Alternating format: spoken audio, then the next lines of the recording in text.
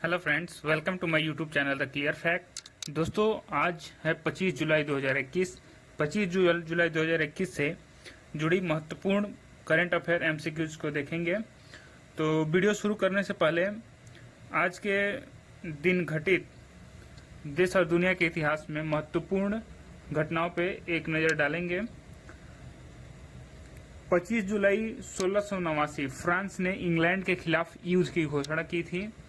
आज ही के दिन 1813 भारत में पहली बार नौका दौड़ प्रतियोगिता कोलकाता में आयोजित किया गया था। आज ही के दिन यानी 25 जुलाई 1837 इलेक्ट्रिक टेलीग्राफ के इस्तेमाल का पहली बार सफलतापूर्वक प्रदर्शन किया गया था। ऐसे ही 25 जुलाई 1963 अमेरिका, रूस और ब्रिटेन ने परमाणु परीक्षण प्रतिबंध संधि पर हस्ताक्षर किए थे। ऐसे ही 25 जुलाई 1978 दुनिया की पहली आईवीएफ शिशु लुई ब्राउन का इंग्लैंड में ओल्डहैम शहर में जन्म हुआ था। ऐसे ही 25 जुलाई 1994 जॉर्डन और इजराइल के बीच 46 वर्ष से चल रहा युद्ध समाप्त हुआ। ऐसे ही 25 जुलाई 2007 प्रतिभा देवी पाटिल ने भारत की प्रथम महिला राष्ट्रपति के रूप में शपथ ली थी। तो चलिए अब अपना करंट अफेयर सेक्शन शुरू करते हैं। आज का पहला क्वेश्चन है, निम्न में से किस शहर में विश्व का पहला 3D प्रिंटेड स्टील ब्रिज खोला गया है? इसके लिए ऑप्शन ए है वाशिंगटन डीसी, ऑप्शन बी है एम्स्टर्डम, ऑप्शन सी है पुणे, ऑप्शन डी है टोक्यो। इनमें जो सही ऑप्शन है वो है ऑप्शन बी, यानी नीदरलैंड के एम्स्टर्डम में हाल ही में विश्व का पहला 3D प्रिंटेड स्टील ब्रिज खोला गया है। यह परियोजना एम्स्टर्डम शहर में औदेजिड्स आर्चटरवरगाव नहर पर खोला गई है। इस ब्रिज को Amsterdam based 3D metal printing company MX3D ने बनाया है। इस ब्रिज को बनाने के लिए 4500 किलोग्राम स्टेनलेस स्टील का उपयोग किया गया है। चलिए नेक्स्ट क्वेश्चन देखते हैं। वैज्ञानिकों के एक समूह ने तिब्बती ग्लेशियरों में लगभग कितनों 45,000 वर्ष से जन्मे एक प्राचीन विषाणुओं की खोज की है? इसके लिए ऑप्शन ए है 15,000 वर्षों, ऑप्शन बी है 25,000 वर्षों, ऑप्शन सी है 35,000 वर्षों, ऑप्शन सी है डी है 45,000 वर्षों। इनमें जो सही ऑप्शन है वो है ऑप्शन ए, यानी वैज्ञानिकों ने एक समूह ने हाल ही में तिब्बती ग्लेशियर में लगभग 45,000 वर्षों से जमे एक प्राचीन विषाणुओं की खोज की है। इसमें से अधिकतर वायरस ऐसे किसी भी वायरस से अलग हैं जिन्हें आज तक सूचीबद्ध किया गया है, क्योंकि वे हजारों वर्षों से जमे हुए हैं। चलिए नेक्स्ट क्वेश्चन देखते हैं।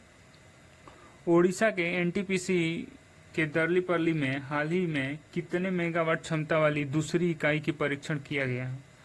इसके लिए ऑप्शन ए है 400 मेगावाट, ऑप्शन बी है 800 मेगावाट, ऑप्शन सी है 1200 मेगावाट तथा ऑप्शन डी है 1600 मेगावाट। इनमें जो सही ऑप्शन है वो ऑप्शन बी, यानी ओडिशा के राष्ट्रीय ताप विद्युत निगम लिमिटेड ने दर्लीपल्ली में हाल ही में 800 मेगावाट क्षमता वाली दूसरी इकाई का परीक्षण किया है। इससे अब एनटीपीसी की कुल स्थापित क्षमता अब 66,875 मेगावाट तक पहुंच गई है। वर्तमान में एनटीपीसी समूह के पास 29 नवीकरण परियोजनाओं सहित 71 पावर स्टेशन है। चलिए नेक्स्ट देखते हैं। ताइवान की सरकार ने लिथुआनिया में ताइवान नाम का अपना कौन सा कार्यालय स्थापित करने की घोषणा की है? इसके लिए ऑप्शन ए है पहला, ऑप्शन बी है तीसरा, ऑप्शन सी है चौथा, ऑप्शन डी है पांचवा। इनमें जो सही ऑप्शन है वो है ऑप्शन ए, यानी ताइवान की सरकार ने लिथुआनिया में जल्द ही ताइवान नाम का अपना पहला कार्यालय स्थापित करने की घोषणा की है।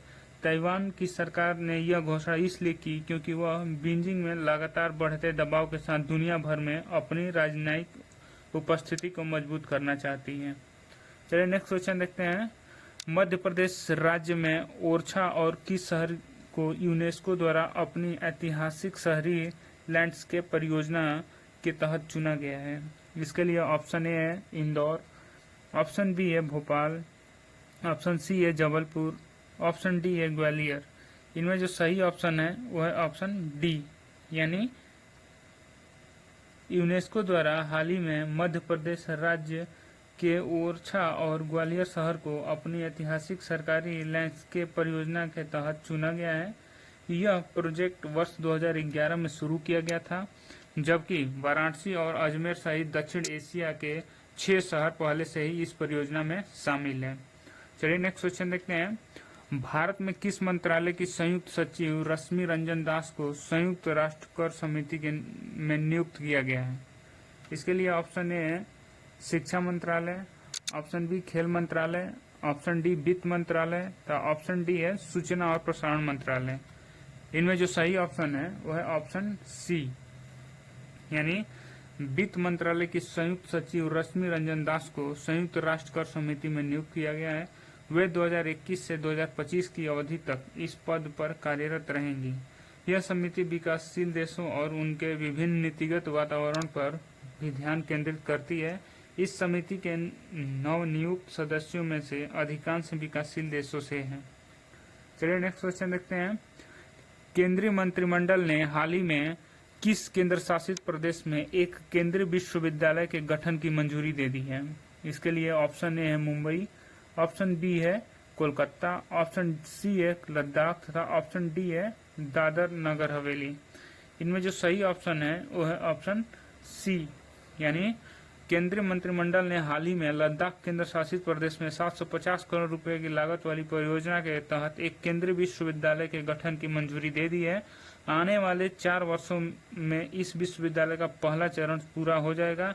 इस केंद्रीय विश्वविद्यालय के गठन के लिए केंद्रीय विश्वविद्यालय अधिनियम 2009 में संशोधन के लिए विधेयक पेश किया जाएगा। चलिए नेक्स्ट क्वेश्चन देखते हैं। भारत के किस राज्य के अधिकारियों ने ट्रांसजेंडर कॉलेज के छात्रों के लिए विश्वविद्यालय में प्रवेश के लिए आयु सीमा घटा दी है? इसके लिए ऑप्शन ए है गुजरात, ऑप्शन बी है महाराष्ट्र, ऑप्शन सी है पंजाब तथा ऑप्शन डी है केरल। इनमें जो सही ऑप्शन है वह है ऑप्शन डी, यानी केरल के अधिकारियों ने हाल ही में ट्रांसजेंडर कॉलेज के छात्रों के लिए विश्वविद्यालय में प्रवेश के लिए आयु सीमा घटा दी है।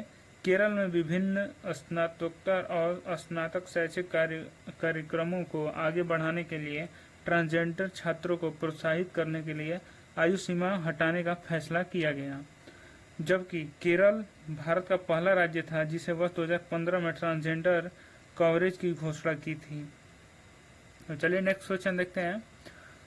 अंतर्राष्ट्रीय मुद्रा कोष या इंटरनेशनल मॉनेटरी फंड के अनुसार 2021 के लिए वैश्विक विकास दर लगभग कितने प्रतिशत रहेगी?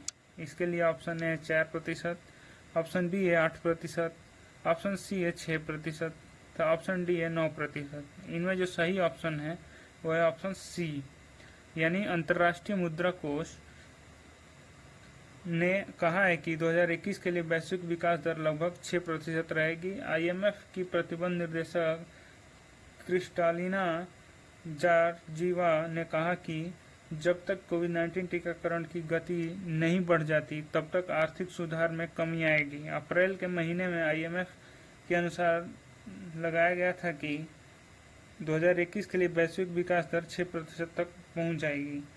जॉर्जीवा ने कहा कि विकासशील देशों में टीकों तक पहुंच की कमी के साथ साथ कोविड-19 वायरस के डेल्टा संस्करण के तेजी से प्रसार से आर्थिक सुधार की गति धीमी होने का खतरा है।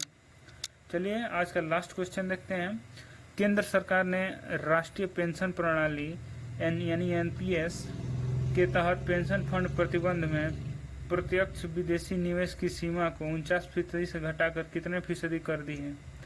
इसके लिए ऑप्शन ए है 64%, ऑप्शन बी है 74%, ऑप्शन सी है 84%, तो ऑप्शन डी है 70%। इनमें जो सही ऑप्शन है वो है ऑप्शन बी, यानी केंद्र सरकार ने राष्ट्रीय पेंशन प्रणाली के तहत पेंशन फंड प्रतिबंध के प्रत्यक्ष विदेशी निवेश की सीमा को 49% से बढ़ाकर 74% कर दी है।